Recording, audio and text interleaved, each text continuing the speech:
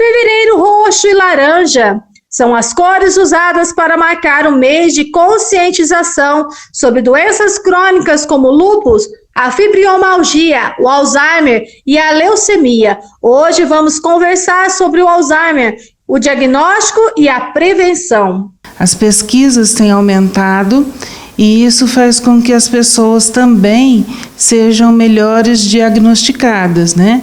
E dentre as mais conhecidas são a fibromialgia e o Alzheimer, o mal de Alzheimer, que acomete muitas pessoas de todas as idades. A partir dos 40 anos, a pessoa tem tido muitos diagnósticos, né? Então vem para a gente tanto para a área de naturologia, por conta da fibromialgia, quanto para a área de neuropsicopedagogia para a estimulação cognitiva.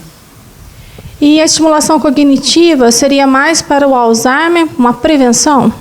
Isso. Aqui a gente trata a questão do mal de Alzheimer, da doença do mal de Alzheimer, com estimulação cognitiva. Geralmente o geriatra ou um neuro que faz esse encaminhamento. Muitas vezes chega um pouquinho atrasado para a gente, né? Não tem como, às vezes a pessoa mesmo sabendo que alguém da família teve, não busca antes o diagnóstico, por medo, por preconceito, por falta de informação. E aí o neuro ou o geriatra encaminham para mim, que sou neuropsicopedagoga, e aí eu vou fazer testagens, e a partir dessas testagens é que a gente começa a desenvolver o trabalho cognitivo. Quais os primeiros sinais que a família tem que estar atenta, né, com a questão do Alzheimer? A primeira coisa que geralmente a família percebe é uma confusão mental. E a pessoa fala assim, parece que ele está confuso, parece que minha mãe está confusa, parece que a minha tia está confusa, não sabe mais o dia da semana, esquece facilmente das coisas, de coisas que eu acabei de dizer, e fica repetindo muito. Então, a segunda coisa é repetir. Eles repetem muito coisas do passado, né? Quando no estágio médio, aí começam a ter comportamentos de quando eram jovens ou quando eram crianças. Então, observar o comportamento, as reações, até mesmo a agressividade, nos leva a uma suspeita do Alzheimer. A estimulação cognitiva preventiva, ela vai ajudar em quê na parte cerebral? Vai ajudar no sentido de que a gente previne que essa barra de mielina que cobre o cérebro não seja danificada. Porque o que acontece na doença de Alzheimer? Essa barra de mielina, que é tipo um líquido gordurosinho, ele passa entre as meninges e ele é o responsável pelas sinapses, pelos novos conhecimentos. Quando novos conhecimentos não são estimulados, o que acontece?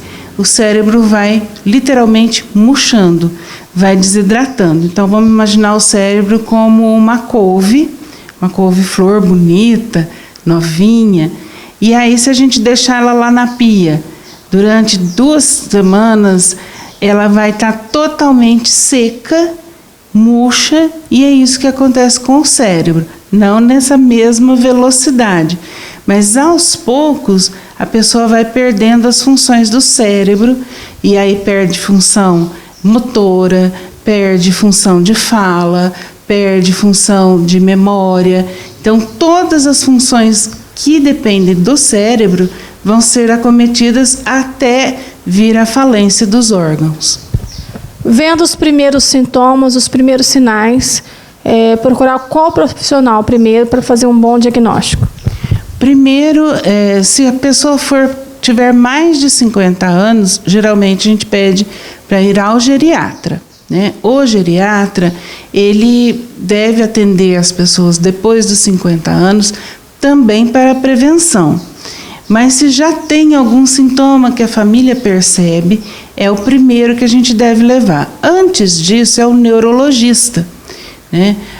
Existem pessoas com 40 anos que já estão com mal de Alzheimer, e quando ele vem um pouco antes, essa doença é muito mais agressiva em pessoas mais jovens. Então, por isso, deve-se fazer a prevenção.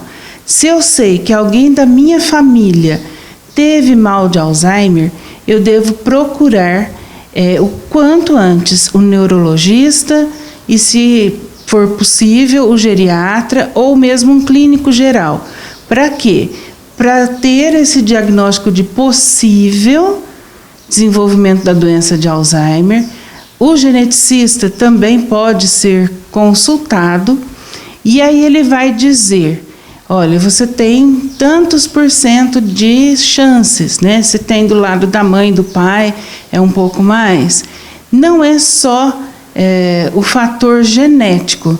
Outros fatores também interferem na doença de Alzheimer, tá?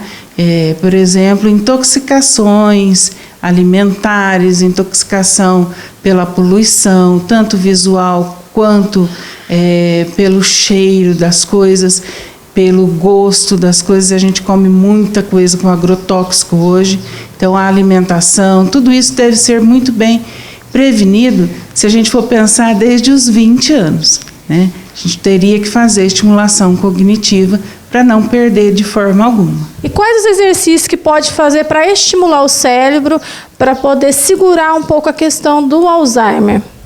Olha, um exercício ótimo que a gente faz muito é o jogo da memória. A gente usa na testagem aqui, mas também joga todas as vezes, tanto desta forma quanto em pranchas. Por exemplo, fazendo com que a pessoa observe uma figura e depois, sem olhar para a figura, responda às perguntas, fazendo caça-palavras, fazendo cruzadinha, mas não sozinho. Porque tem gente que fala assim: eu faço cruzadinha em casa e já preveni.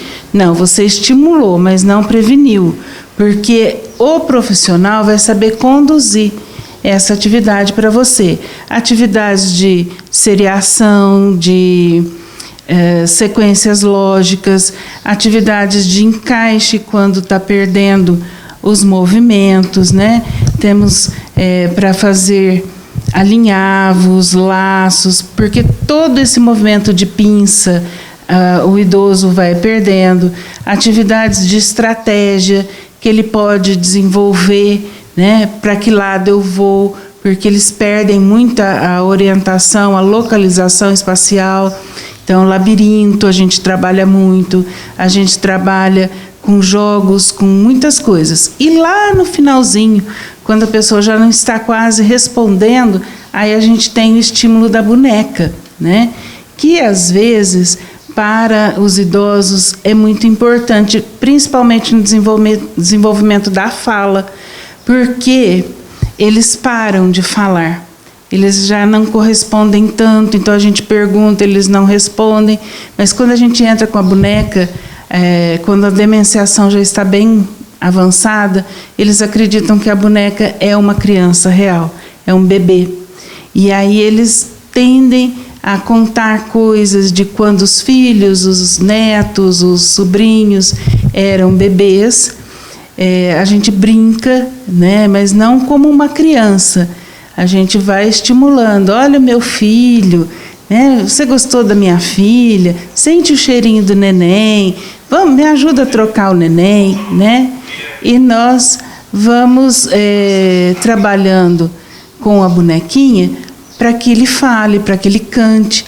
A música também. A música é uma coisa que a gente usa muito, tanto através do celular, do computador, ou mesmo tocando um instrumento, né? Se a pessoa tocava instrumento, a gente traz esse instrumento para a pessoa, canta com eles, lembra músicas do passado, mas traz músicas recentes.